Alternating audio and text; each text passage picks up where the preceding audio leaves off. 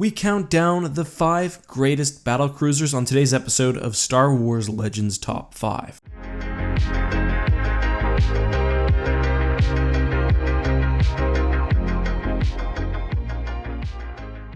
The term battlecruiser is somewhat hard to define. Generally, however, I understand a battlecruiser as any ship larger than, say, a standard Imperial Star Destroyer, while not quite rising to the same power or size of a full dreadnought. The Anaxi's War College system somewhat arbitrarily marks a battlecruiser as anything between 2 and 5 kilometers, which I think should be treated as a helpful guide, but not an absolute rule. The class is well illustrated by the number 5 ship on today's list, the Allegiance. I've talked about the Allegiance many times on this channel. It first appeared in the Dark Empire comics, and is basically an even more dedicated, heavier Star Destroyer. At 2.2 kilometers versus the standard 1.6, it packs more firepower than an ISD-2 and has unique axial and trench gun batteries. Like the Tector class, the Allegiance totally lacks any sort of visible hangar bay. Presumably, this extra space gives the ship more energy for firepower and shielding. The lack of fighter support means that it's not exactly the most versatile vessel, however, it works perfectly as a ship meant to only dish out and take damage.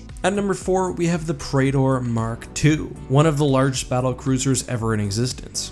We don't have exact numbers regarding the size of this vessel, but we know that it's larger than the Praetor Mark I, which was 4 kilometers long, and in my opinion, it's very nearly a dreadnought. The only thing that keeps it from being higher on this list is the fact that the subsequent ships are much more advanced technologically. Unfortunately, we don't know a whole lot about this battlecruiser. The Marvel Comics had a ship known as the Helmsman. The Essential Guide to Warfare later created a whole new class and included the Helmsman within it. Unfortunately, we don't get any hard numbers, but I think it's safe to say, based on its size and the fact that it was used as a flagship, that the Praetor Mark II must have been significantly powerful. Coming in at number 3 is the New Republic's Mediator battlecruiser. Like the Praetor Mark II, we don't know a whole lot about the Mediator's specific capabilities. In fact, we don't even know whether it was technically long enough to fall within the battlecruiser range as defined by the Anaxi's War College. But here's what we do know. The New Republic saw several key advancements in military technology after the Battle of Endor. Sometime before the Dark Empire crisis, the Mon Calamari had created the MC-90 cruiser, a ship which was said to be somewhat of a step up from the MC-80.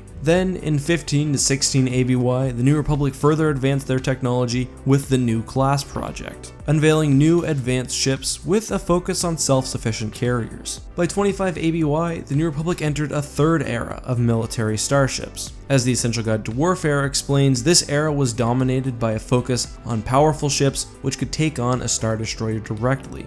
One of the manifestations of this new era was the Mediator class battlecruiser. Hearing Leia talk about it during Vector Prime makes it clear that this ship was a significant step up from any previous Mon Calamari design. What's more, on top of being sturdy or a good carrier, the Mediator seemed to be powerful, capable of dishing out damage. So take the already excellent MC-80 design, add several iterations of New Republic technology, as well as just 30 years of general galactic advancement, and you have one hell of a battlecruiser. However, that ship is dwarfed by the number 2 ship on this list, the Viscount. Now, I know what most of you guys are thinking, isn't the Viscount a dreadnought, sort of like the New Republic's version of a Super Star Destroyer? And the answer is yes, the class generally seems to be a very large warship. However, the Viscount itself is described as being only twice as long as the Mediator, which seems to be comparable in size, despite what I've said previously, to an Imperial Star Destroyer. Now, practically from a real-world perspective, it's most likely just the case that, as with the Executor Super Star Destroyer, some authors were confused about size. The Essential Guide to Warfare somewhat fixes this by saying that the Viscount was a prototype ship and that subsequent vessels were the full dreadnought size.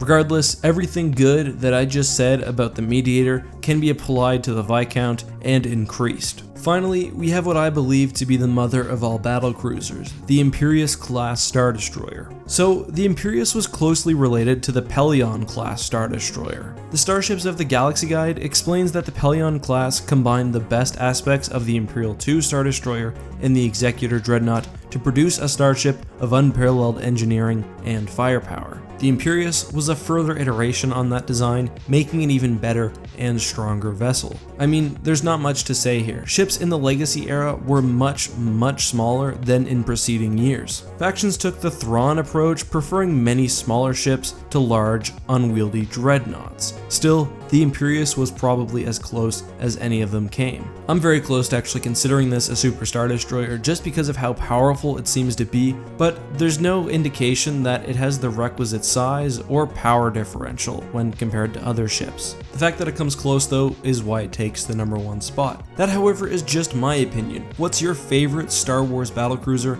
and which one do you think is most powerful? Also, make sure you let me know what videos you'd like to see next, and if you're enjoying my content, make sure to not only subscribe, but turn the bell notification on. I've been streaming a lot, and people are saying they've had no idea. You gotta make sure you hit that bell so you're notified not only when I upload a new video, but also when I go live. Anyways guys, thank you so much for watching. As always, this has been EckhartsLadder. May the Force be with you.